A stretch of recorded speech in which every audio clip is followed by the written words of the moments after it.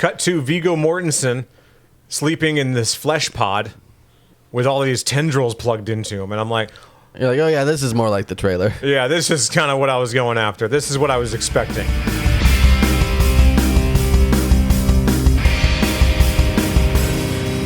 Oh, hey guys, here's the dungeon. Oh, hey Brian. Hey. Welcome back to Watch the James Don't Play. My name is James. I'm still Watson. You can find us on Twitter. Is Twitter still around? You can find us on that dumpster fire still. What a shit show. I am just watching it. I don't even care. I'm enjoying the show is what I'm doing. I'm not invested enough in Twitter. Obviously, we're not I don't remember the last dependent time. on Twitter for anything, so we can just totally watch. No, we've moved on to TikTok. It's pretty great. You can find us on TikTok at TikTok. You can find us, TikTok at WJ Don't Play. Pretty easy to find on there. that's true. This is Snowhead Peak. That's where we left off in Majora's Mask. If you remember last time, we stepped foot into the dungeon. I finished the dungeon. We're at the end now. Because, I mean, I don't want to watch that. Because you didn't want to watch that either. Hell no. We're at the boss, baby. Second big boss of the game. Yeah, Hellboy arms in full effect. Goron Link out. Nipples erect. So there's the boss. He's frozen in ice. And I'm like, just leave him. Right, done. Done. We win. He's already frozen. That's enough, right? It's the same way they fucked up in the thing. Right. Just leave him in the block of ice. So each boss has a mask, right? That's supposed to be a mask. I'm like, that's not a mask. It's just a... It's just really creepy face. It's a weird face. It doesn't look like a mask, though. It looks like a robot. It reminds me a little bit of the forest spirit in Princess Mononoke. Okay, cool. Yeah. How it's that, that deer with the humanness kind of face. Oh, what an awesome movie, dude. It's a great movie. I saw that So good. This past summer. They had the anniversary for it. At work the other day, we were talking about different Batman movies that have come out over the years. And the reason being, of course, we lost Kevin Conroy. Sure. Fucking bummer. The one that we kind of decided we didn't really care for too much was Batman Ninja, I think is what it was called. Batman Ninja, I think, was very promising from the first teaser trailer. Yeah, for sure. It looked very intriguing. It looked awesome is what it looked like. And I wasn't familiar with the concept really much prior to that. Other than maybe the stray action figure from the 90s that was themed. What they were trying to do is do a Batman anime completely over the top. Mm-hmm. They went a little too over the top with each villain had their own mech at the end of it. I'm like, all right, this is kind of stupid, guys. Yeah. You took it too far. It's not fun and interesting anymore. It's just stupid. But just about everything else that's ever come out over the years as far as Batman animated is concerned, it's been pretty good. Of course, we'll start out at the beginning with Batman 1992, which is Batman the Animated Series. The GOAT. Oh, dude. That's the name of the boss. GOAT. It is the gold standard of Batman in animation. It's the one that everyone wanted to emulate over the years. Or at least steal the best parts of.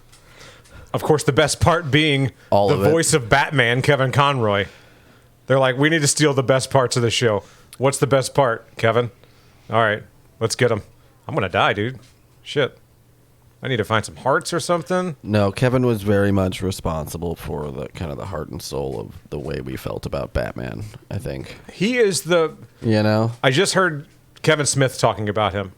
And I loved, it took about a year for that voice to be the voice that he heard whenever he was reading a Batman comic. Sure. And I'm like, yep, that's a great way to put it. Well, and in the way that, say, Mark Hamill's Joker voice still is what I hear for the Joker. Still. Even if he's not the most recent incarnation by a long shot of the Joker. And it's the one that everyone tries to emulate. And to some extent, with the exception of maybe John DiMaggio. Yeah, really. Even John John took a swing, at least. He did. He tried to do his own thing. Give him that. You know what? One of the better Batman animated movies, though. Which one regardless of the Joker was that Death in the Family? If it's the one I'm thinking of, I think it might have been The Long Halloween. No, it wasn't Long Halloween. Who did it for Long Halloween? I don't remember who did it for that movie. Damn you. I just know it wasn't Mark Hamill or John DiMaggio. No, and shout out to Jensen Ackles. We do appreciate him as Batman too. Oh yeah, I was about to say that actually. No disparagement of him at all. The other voice that I kind of now identify with Batman is going to be Jensen Ackles because I think he knocked it out of the park. And I say that because took about a half hour of watching The Long Halloween for me to realize that was, in fact, Jensen Ackles. Mm-hmm. I was like, oh, you kind of disappeared into the role. I recognized his voice whenever he did his Bruce Wayne voice. Yeah. I would agree with that. He knocked it out of the park on his Batman voice. It was very cool. Really made it his own thing. But yeah, Kevin Conroy, of course, is the voice you think of whenever you think of Batman doing anything. Any kind of Batman medium that came out over the years, I was like, who does the voice? Oh, they got Kevin? Cool. Right. I'm in. I'll do whatever you want me to do. Who, maybe not who, but do you remember the kind of lower gravelly version that they did for, was it Dark Knight Returns? Oh, yeah. That was Peter Weller. Yeah. Peter Weller did a good job. That was a good one, right? I maybe just because I'm partial to like RoboCop and shit, though. He did a really good old Batman. You know what I mean? But I really liked his, like you said, the older, kind of more mature Batman voice. I thought he had a really good job. Best. Kevin still did the best old man Bruce Wayne voice. You're gonna say it, aren't you? Because you're gonna talk about Batman Beyond. It was awesome, right? They're like, whenever Batman Beyond came out, I was like, eh. And I'm like, who's doing the voice of Bruce? Oh, Kevin Conroy? All right, I'm in. I'm still only like 2/3 sold on the art style of Batman Beyond.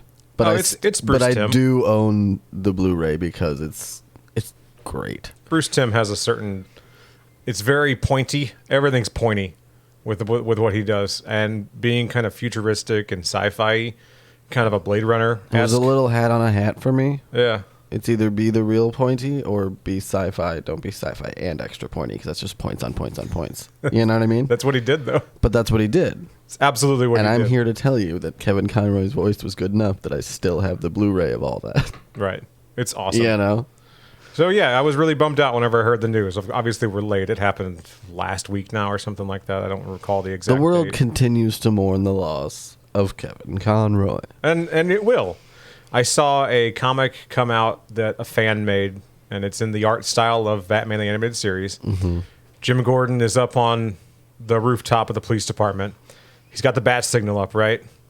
Batman shows up, and Jim Gordon goes, "Oh, you lost your voice." And I'm like, It's such a simple kind of like almost cheesy line, but at the same time so impactful. Yep.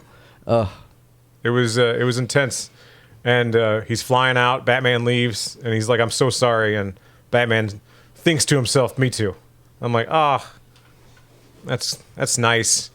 Fuck you, random artist on the internet whose name I don't recognize. How dare you make me feel my own feelings? Right. So yeah, it happened. And with very like sad. a pun or whatever too. Right. Me too. Okay, fine. No, I was super bummed out when I heard the news.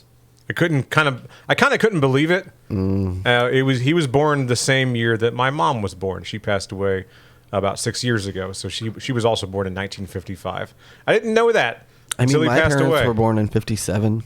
You know, and I don't think of them as going anytime soon. Whenever Kevin Smith was talking about it, he was like, we all remember whenever the animated series came out. He goes, well, I mean, those of us who were alive in 1992, and I think you said everyone has been alive since 1992. There have been no new people since then. Contrary to nonsense, yeah, no new people since 92. Ridiculous. I need to go deposit my money back in the bank. That's just when the animated series started, I think. Yeah, I think that's what we stopped making people then. Yeah. So if you want to, I think the best thing you can do if you want to honor Kevin Conroy, just go watch the animated series. Go watch him in interviews. Go watch that Venture Brothers episode he did. That's what I did. You know what I mean? Like, go watch anything. Wonder Boy! Oh. Or go, you know what? Go pick up a Batman comic and listen to it in your head, in his voice. What a good sport. How did they get Kevin to do the Venture Brothers episode where he plays Captain Sunshine? Did they just kind of do the thing that you do? You contact the agent and say, I think he's a New York theater guy. Okay. So that's kind of, if you look at some of their other cameos, a lot of those people are New York based. And, that's true. And either associated with like live theater or like character acting type stuff. That kind of those kind of circles are the circles they run in. James Urbaniak, Stephen Colbert, Kevin Conroy. You know what I mean? Yeah. Like Kate McKinnon. Like people who do like live stuff or do performance and stuff like that tend to kind of run in those circles in New York. And I think They're Yeah. all really successful theater actors. I think some of them are just friends. You know what I mean? Right, yeah. Too. It kind of can be that simple. Like, how'd you get Kevin? So I don't know the specific story of like how they met him, other than that maybe they did just kind of request him and kind of put it out there that they wanted him, and it got to him. But I don't know specifically. Yeah, I don't know. That's good enough. From for me. what I understand from the commentary on that episode, he was super game, super nice, down to play. He totally got the jokes. He was down to go creepier with the voice, all of it. You know what I mean? He had no problem playing around with the persona in the kind of parody of Batman that they do in that episode. So it's definitely worth checking out. Yeah, absolutely. It's one of my favorite episodes of that show too. It's a Hank heavy episode. You know what I mean? Well, yeah, he's Wonder Boy. It's a great episode. I'm trying to think of the jokes from that episode, the ones that kind of stuck out at me. I think the whole episode was a joke, so Right. it all just kind of runs together for me. It's every joke you always wanted to make about Batman And Kevin Conroy in was one like, episode. "I am in." And they got Batman to do it. Another really good thing, if you want to listen to Kevin talk about his life, is that he was on with, I forget the guy's, I want to say Rosenbaum, maybe? Is his last name? He does a podcast. He played Lex Luthor in Smallville. I know You the know who guy. I'm talking I know about? the guy. I don't know his name. He has a pretty good podcast, and he had Kevin Conroy on as one of his main guests. Oh, I'm sure that's good. It's incredible. But I mean, really anything that he was on. No, I don't want to deposit any rupees. I was just walking by, man. Why is this girl cosplaying as Peter Pan? I don't want to grow up. I'm a Toys R Us kid. You're referencing Oh, a different thing? a defunct store. Yeah, you're referencing Toys R Us. First of all, not Peter Pan. Second of all, That was their whole Toys thing. R Us though, right? doesn't exist anymore. Yeah, it does. They're opening in Macy's. What? So Toys R Us doesn't exist. Macy's exists, and they bought the Toys R Us brand. What? And now you can go, I think you can go inside of Macy's. Ugh. And yeah, it's stupid. You can go inside of Macy's, and then there's a Toys R Us shoved in the corner. There's some sticky giraffe. It's probably dead. It's super dead. It's just hella dead. You can eat this dead giraffe here?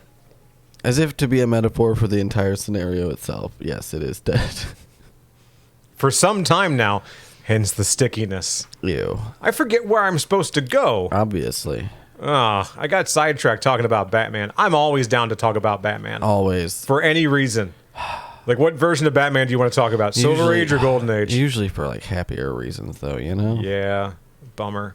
Yeah. Oh, I know. I need to fight that boss again. You absolutely should find Believe and it or fight not. that boss. I gotta find out the Song of Soaring song. It's over here. Do I know that song?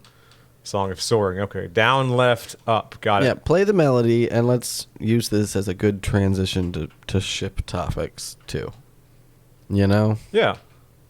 What have you been doing with yourself? Dude, I'm trying to figure out how the buttons go again. Oh, God. Oh, no. Oh, geez. What if I just roll around for the rest of the episode? Yeah, but how do arms go? How do arms do? I'm trying to think of how this song goes. So it's down, right, left. Sure. Oh, jeez. Oh, this is embarrassing. You know why this is, right? I'm not really using an N64 controller. What? So I have to guess where This I is the assigned. first time hearing of I it. have to guess where I assigned the button. Sure. I think I figured it out. All right. Yep. You got this. Got it. There it is. Oh, yeah, that's much better. I put the up C button on the right bumper. Because again, we're playing on a Nintendo 64. As you can see, I haven't bought any of Tingle's maps. What? Because he's a creep. Blue Ball and Tingle? Stay up in your little balloon, man, you Not fucking giving him weirdo. anything, huh? All right. Yeah. All right. I know what I've been doing with myself. I did homework last night. Finally. Finally did some homework.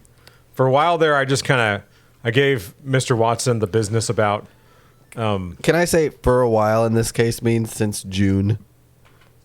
is that when the movie came out? Yeah. Yeah, big dog. Oh, man. I'm sorry. All right. Sometimes you're a bad friend. All right. Move on. No, move on in this story because that's not relevant to the rest of the story. I'm just saying, in case you were wondering how long I've been wanting you to watch this movie, it's been since June. All right.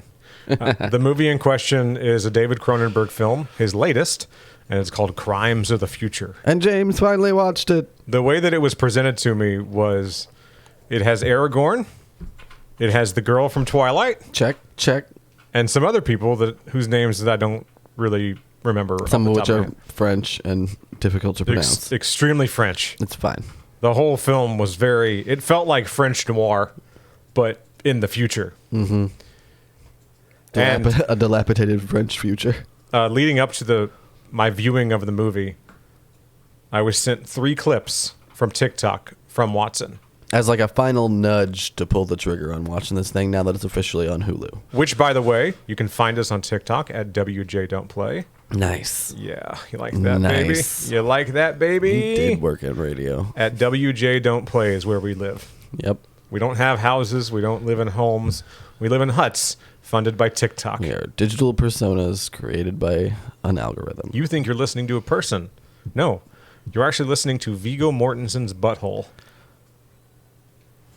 When he clenches in his breakfaster chair. Yeah. Dude, so the movie starts out, Crimes of the Future, by the way, is what we're talking about. The movie starts out, and I forget exactly how it starts out. It starts out with a child. That's right. Okay, I remember and that. Presumably his mother on a beach and like in this house, and you don't know what's up, but the mom's distant from the kid, and the kid just kind of is absentmindedly playing. It is takes what it looks place. like. It takes place in what I would consider some kind of post-apocalyptic timeline. At some point, now let me explain. Do you think there was an apocalypse? I do, because the movie starts out, you see this dilapidated ship in the ocean, Yeah. and you're like, okay, so we kind of got rid of some stuff. Yeah. However that happened, it could have been through war, it could have been through famine. All right, yeah, all right, But we I'm with we either lost some people, or we decided certain things were no longer important. I'm with you. So certain pieces Resources ran out, Right. that kind of a thing. certain pieces of technology have been discarded for one reason or another. And come to find out, the real reason that is because in this dystopian future that David Cronenberg thinks up, pain no longer exists and infection no longer exists. Yeah, there's sufficient technology such that, yeah, there's no infection, there's no real need to feel pain or anything like that anymore. They found the weirdest French child that they could find, and they said, go dig up the mud in the ocean for a while. Yeah. Do that for a bit. Oh, mom just called. It's time for lunch, I guess, or nap time, or to brush his teeth. I don't know. To come in, yeah. Cut to, it's nighttime, and he's brushing his teeth. Mom's standing there, kind of looking despondent. We don't really know what's up with her, but Well, she seems concerned. She's uncomfortable with something about the kid. And then, kid goes to the bathroom, squats down next to the toilet, picks up the trash can, and I'm like, what the fuck is happening? Just like a regular, like, plastic bathroom trash can. Right. Not a space trash can, not a future trash can, any kind of normal plastic trash can that you'd find in any bathroom, and starts eating it. So at first, Just slowly. Just kind of slowly taking a bite at a time. you see the kid put the trash can up to his mouth, and I'm like, oh, he's going to yak. Yeah, And that's then- what you would assume, right? And then you don't see it at first. You hear a crunch. 9 out of 10 times, the kid's just puking. David Cronenberg movie, you don't know what's going to happen. No. So then you realize, hang on, this little fucker took a bite out of the trash can. Completely unfazed, just kind of doing it almost in a trance. I noticed that there was drool coming out of his mouth, but it didn't look like drool. It was like this- almost like a foamy, A milky substance of some kind. milky kind of viscous, Weird. almost fluid.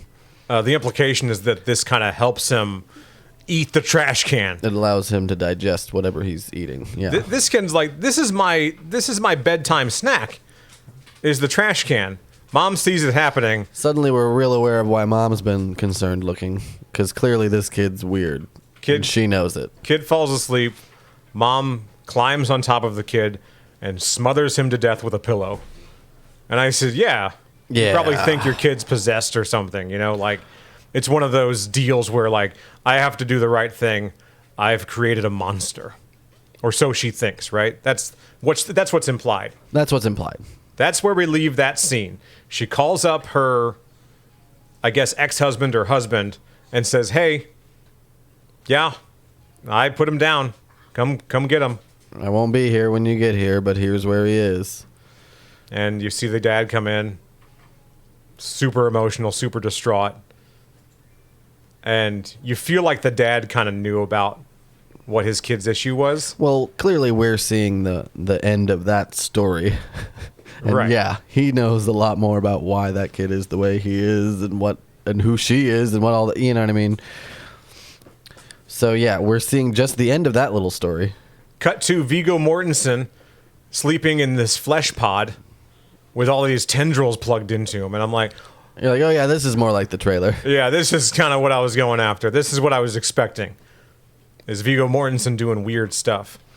And going into this movie, I knew the premise. I knew that pain no longer existed and infection didn't exist. Little did I know that pain still exists, infection still kind of exists. It's just super rare for people to kind of experience it. And it's almost a badge of honor, if not honor, but like a kind of like a flex to say, like, I can still feel pain. Isn't that cool? It's a choice at this point. But not the kind of pain you might expect. So the reason that he sleeps in this meat bed is because he has some serious issues where he is growing new organs. Yeah, he'll get a new hormone in his blood. Yeah.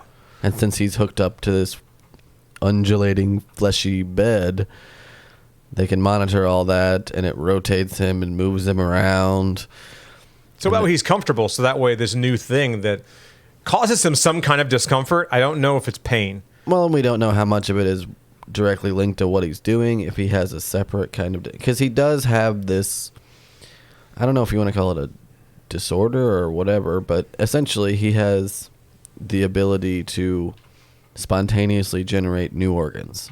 Yeah.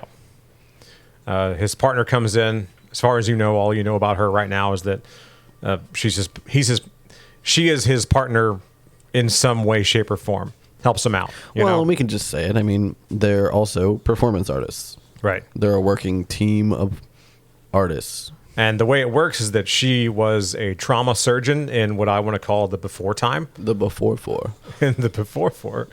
And so she knows her way around a scalpel.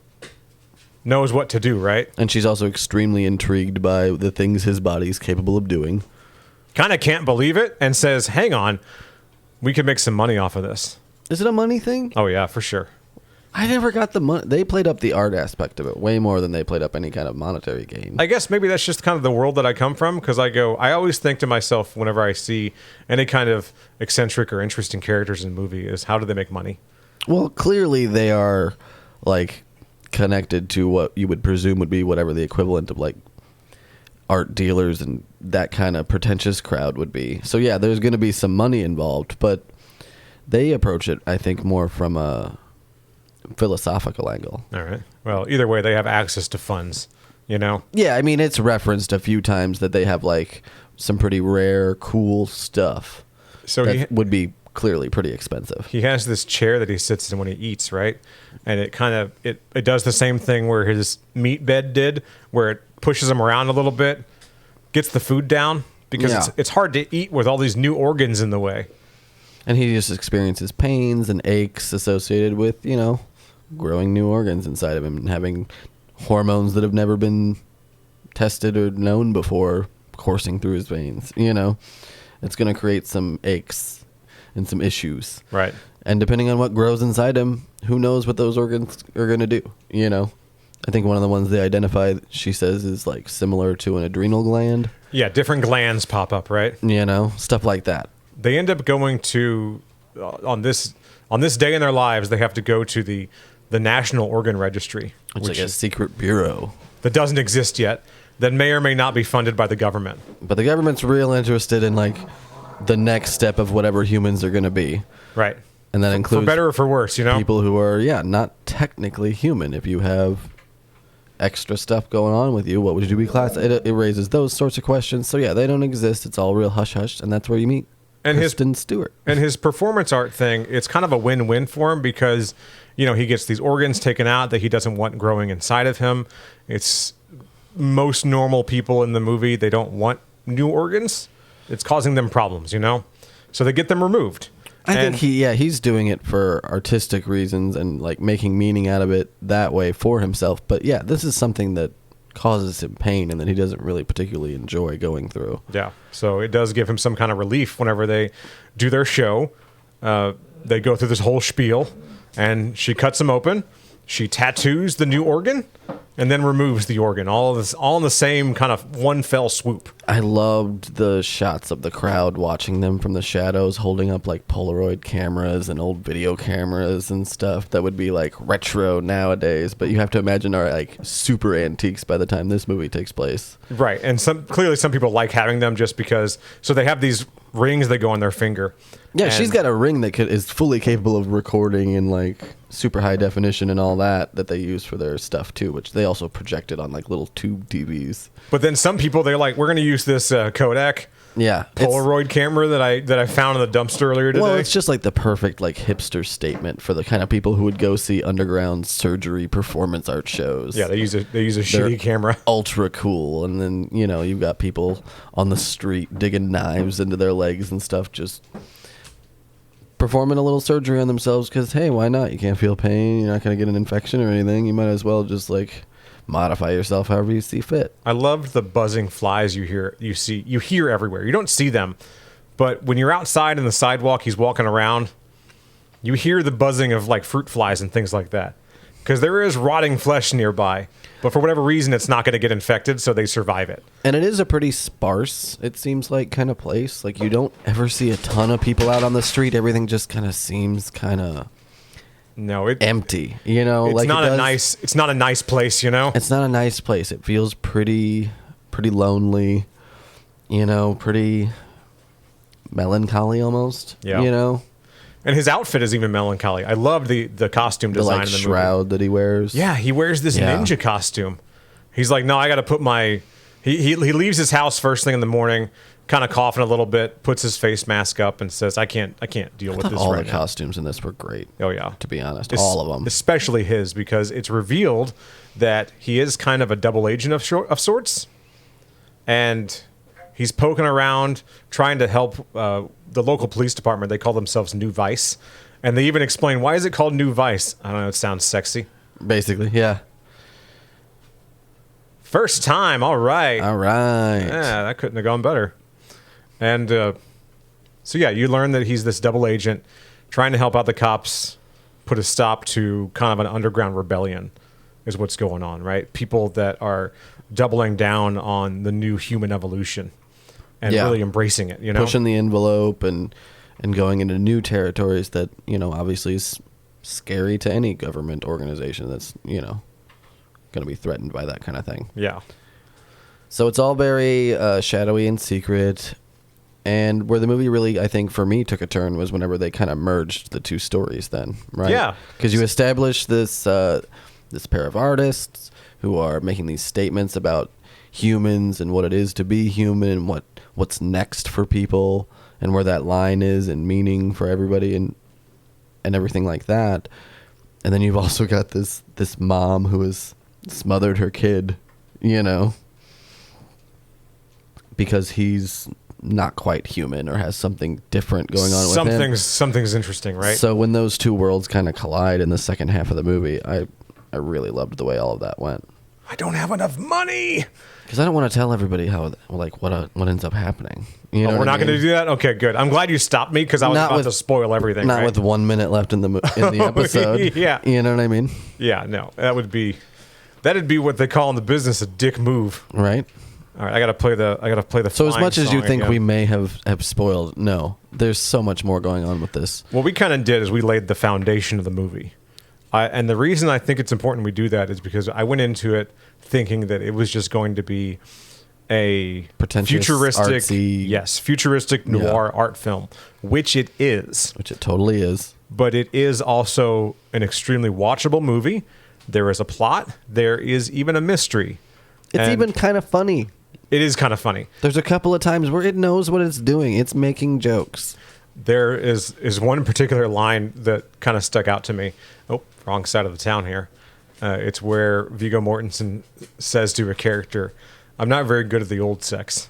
Yeah. And I was like, yeah, that was David Cronenberg talking. Yeah, that was just him, straight from Cronenberg's diary. He was like, "Dear diary, dear diary, I'm just afraid I'm just no good at the old sex. Let's try some new stuff." Yeah. I don't want to do that either. I don't want to do anything. So just leave me alone. As the movie would say, surgery is the new sex, Yeah. And if you keep an open mind, I think you'll really enjoy this movie. $100 for So- me, baby. So watch it, and then watch some Batman as a palate cleanser. After that, Do that. you know. Now, real quick, watch Link tear his face off. Terrifying. Neat.